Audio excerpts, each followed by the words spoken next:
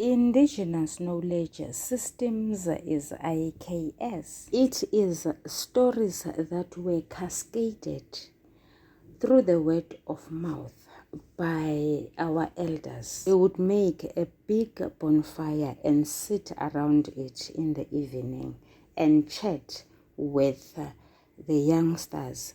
That was a way of moral regeneration, of building the nation, something that we don't have nowadays. Nonetheless, did you know that broken bones were fixed without going to any hospital or medical entity whatsoever?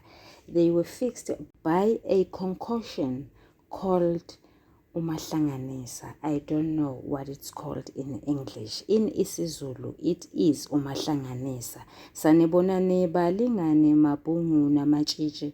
Igama lami nguSpooky N isiZulu. Namhlanje senza umbhalo obuciko obizwa ngokuthiwa amahlokohloko obhalwe ngu-EJ Mhlanga no-JJ Thwala. Sizovula ekhasini la-59 sithole inkondlo osihloko sayo sithi Izimomondiya. Ifundeka ngalolu hlobo ibinza lokuqala. Ngizibonile ezinhle kakhulu, amalamba adlile uqobo, omashayela phezulu boqobo, ngisho amankensimane ansundu. Akhuluma asikhiphe ngamakhala, izintombi zendlu empisholo, ibinza lesibili.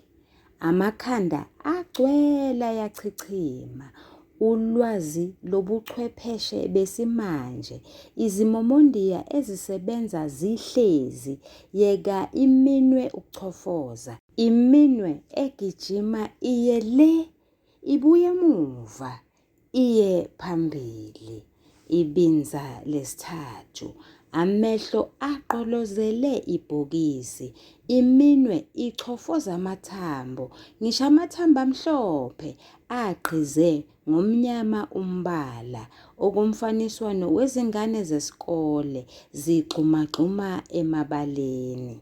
Ibinza lesine, ngiyaseshwama isimangaliso seminwe, egidagida phezu kwamathambo, ngisho amathambo amhlophe, ibhale umyalezo wansondo, yeka ubuciko bekhompyutha, ubuciko bondlebe ezikhanyelanga. Ibinza lesihlanu, angiwubonaze umshini oyisimangaliso, umshini okhuluma buthule, umshini obuza buthule, isimangaliso lesi sakobelungu esifinyeza umsebenzi umkhulu, simangaliso, ubaba nomama. Phela lapha ukufundwa kwalenkondlo, ake sichaze sicubungule sihlaziye. Balingani bami nane bafundi, iyini inkondlo? Inkondlo indaba exoxwa ngumuntu obizwa ngokuthiwa imbongi. Kusho ukuthi lowo muntu loyo sisho ngoba eyihaya lenkondlo bese simbiza ngokuthi uyimbongi. Singalisebenzisi igama elithi ungumbhali yize angumbhali wayo. Imbongi isebenzisa imigqa exoxeni indaba yayo. Leyo migqa ingaba mfushane noma ibe mide. Sekuyothi-ke iqoqo laleyo migqa libizwe ngokuthiwa lingamabinza noma liyizitanza. ZB igama osibhalele lenkondlo uqoqele ndawonye imigqa eyisithupha. Leyo migqa leyo wayenza yaba ngamabinza amahlanu. In other words, each and every stanza has 6 lines. Leyo migqa leyo nalezo zitanza lezo zakhiwe ngamagama akhethiwe yimbongi. Lawo magama azobe esitshela ukuthi imbongi ikhuluma ngani, okuchaza ukuthi aqukethe umqondo. Lawo magama ilawa azodlulisa umyalezo othile imbongi eqonde ukusiqwashisa kuwona. Lawo magama ilawa azositshela ukuthi imbongi ibikusiphi isimo. Lawo magama azositshela ukuthi imbongi la ibihaya ngokushesha noma ihaya ngokunensa. Kusho ukuthi azosinikeza asakhele isigqi saleyo nkondlo leyo. Hawu bakithi, yilawo magama esiwabiza ngokuthi angukuxhumana. Yilawo magama esiwabiza ngokuthi ayifanamsindo ngoba mhlambe kufana nonkamisa noma kufana nongwaqa. Yile ngxenye yalawo magama esiyibiza ngokuthi imvumelwano. Lawo magama esiwabiza ngokuthi awukuphindaphinda. Ake ngishiye lapho okwanamhlanje. Ngesingene kule nkondlo le.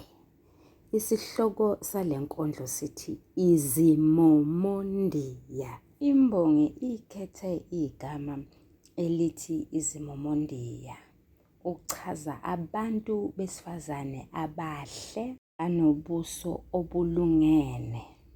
Okuchaza ukuthi imbongi la ikhuluma ngeziphalaphala, iziponono kanye nezibobo.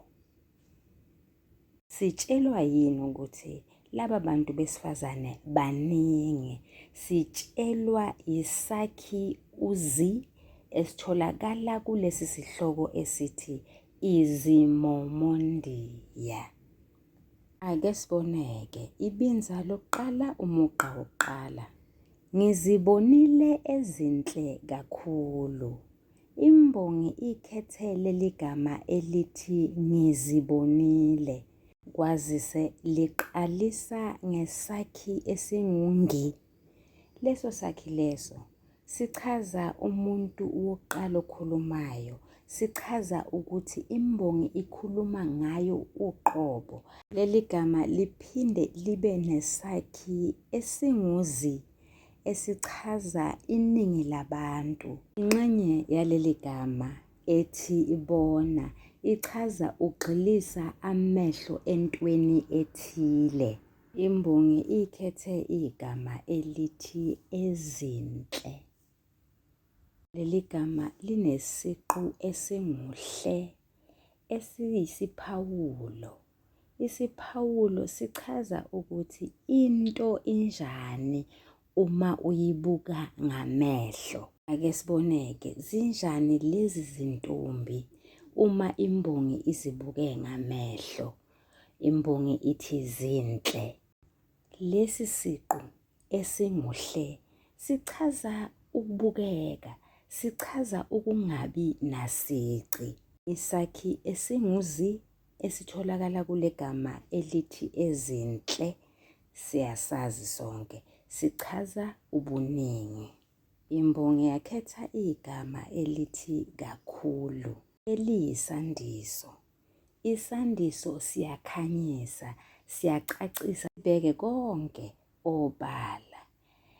Imbongi icacisani la? Icacisa ukuthi lezi zintombi ngendlela ezinhle ngayo zedlula ezinye.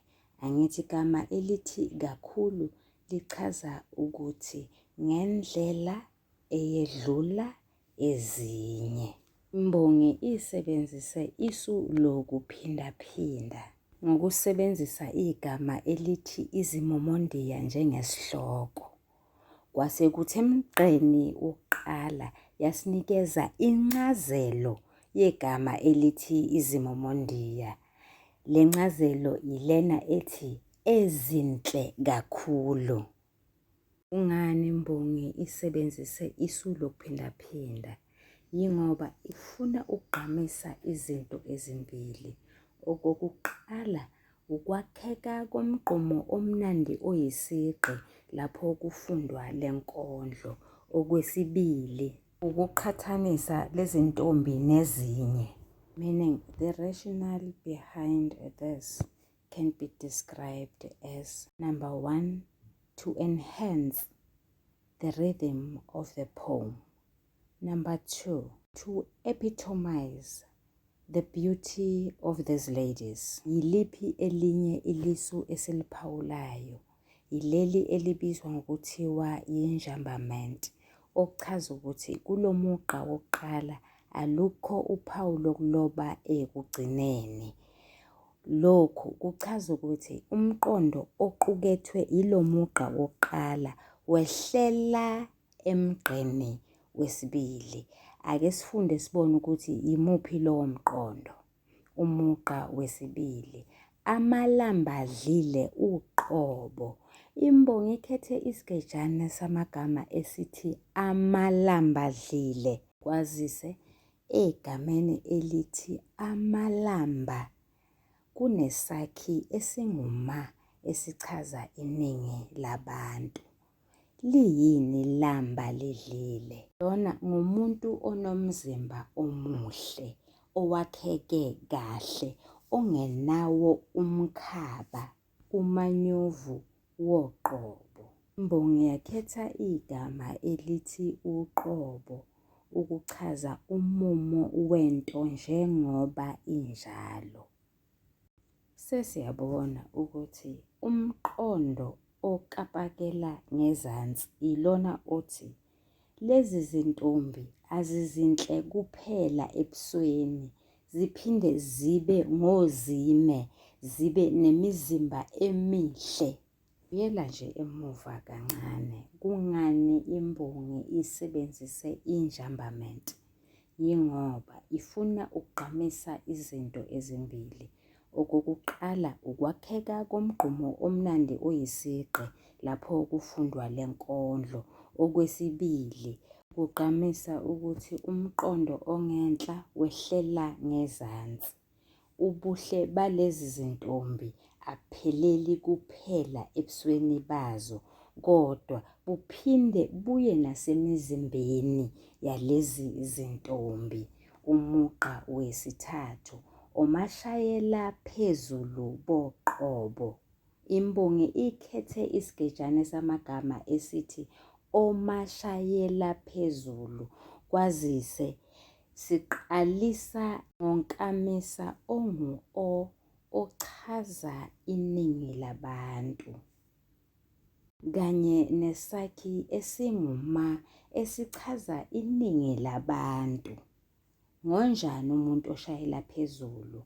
Umuntu ohambela phezulu, ngumuntu oziqhenyayo ngalokho ayikho, ngobuhle bakhe. This is a case of talking and walking very tall because you've been bestowed with beauty. Imbongi ikhethe igama elithi boqobo. Kwazise sichazile eqaleni sathi igama elithi uqobo lisho umumo wento njengoba injalo. Sesiyabona labantu besifazane ababahle kuphela ebusweni banguzime wentombi. Akuphelele lapho. Indlela abahamba ngayo ikhombisa iqholo lokuba muhle. Sukela emgqeni wesibili kuye emgqeni wesithathu, sithola ukuxhumana sigcino ngokusetshenziswa kwamagama athi uqobo, boqobo. Kugqamisa izinto ezimbili. Okokuqala, ukwakheka komgqumo omnandi oyisigqi. Okwesibili, ukuqinisekisa ubuhle balezi zintombi. Umugqa wesine, ngisho amankisimane ansundu. Imbongi ikhethe igama elithi ngisho elinesakhi esingungi esichaza ukuthi mayelana nomuntu wokuqala okhulumayo. Okwesibili, imbongi ekhuluma ngayo uqobo. Isiqu esingusho sichaza ukukhuluma ngento ethile. Igama elithi amankisimane likhethwe ukuchaza abantu abakhuluma isiNgisi. NgesiNgisi we say an Englishman. Umuntu ompisholo ofana nami onsundu ezwa igama elithi an Englishman aqala ukulizwa, walizwa sengathi linomsindo othi inkisimane. Imbongi yakhetha igama elithi ansundu ukuchaza ampisholo, ukuchaza anebala elimnyama. Kusho ukuthi la imbongi ikhuluma ngamaNgisi amnyama. Asazi-ke ukuthi enzeni, kwazise imbongi isebenzise isu elibizwa ngokuthiwa injambamenti ngoba lungekho uphawu lokuloba ekugcineni kwalo mugqa, ukugqamisa ukuthi umqondo otholakala kulo mugqa wesine wehlela emgqeni ongezansi. Ake sibone ukuthi yimuphi lowo mqondo. Umugqa wesihlanu, akhuluma asikhiphe ngamakhala. Imbongi ikhethe igama elithi akhuluma ukuchaza ukuphimisa ngomlomo amagama asho okuthile kwabawezwayo. Imbongi yakhetha isigejana samagama esithi asikhiphe ngamakhala, esikubeka kucace ukuthi kukhona igama eleqiwe okuyigama elithi isiNgisi. Balingani bami nani bafundi, singababuza abafundi umbuzo othi emgqeni wesihlanu yiliphi igama eleqiwe ngoba leli akulona iphepha lokuqala. Ake siboneke, kanti kuyini ukukhipha isiNgisi ngamakhala? Ukusikhuluma kahle kakhulu, ukusihlafuna usikhafule. In essence, this is when somebody eloquently speaks a language, especially English. Ake siboneke, yimuphi lo mqondo okapakela ngezansi? Ilona othi lezi zintombi zikhuluma isiNgisi njengamaNgisi. Injambamenti kulo mugqa igqamisa izinto ezimbili. Okokuqala, ukwakheka komgqumo omnandi oyisigqi lapho kufundwa lenkondlo. Okwesibili, ugqamisa ukuthi lezi zintombi ziyalwazi ulimi lukaGeorge. Imbongi isebenzise isu lokuphindaphinda emagameni athi ngisho naleli elithi akhuluma ukugqamisa okulandelayo. Okokuqala, ukwakheka komgqumo omnandi oyisigqi.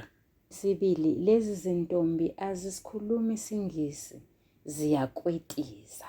Umugqa wesithupha, izintombi zendlu empisholo.